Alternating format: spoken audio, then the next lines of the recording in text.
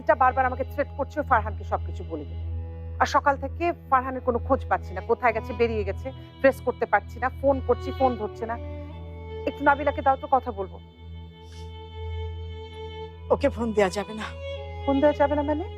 আর আমি 2 মিনিট কথা বলবো, একটু দাও। She is in ICU. Shahida please আমার সাথে এখন যোগ করো না, আমি খুবই টেনসড হয়ে আছি, কিন্তু ফোনটা দাও। আমার যে টেনশন তোমার বেশি না? নাবিলা অ্যাক্সিডেন্ট করে হাসপাতালে আছে, ও বাঁচবে না মরবে কিচ্ছু জানি না। যদিও বাবা আছে, ডাক্তার বলেছে ও কখনোই চোখে দেখতে পারবে না, অন্ধ হয়ে গেছে।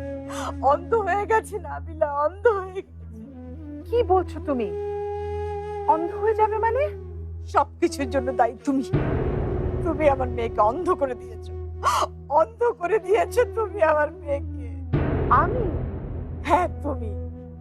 তোমার জন্যই নাবিলার এই দশা।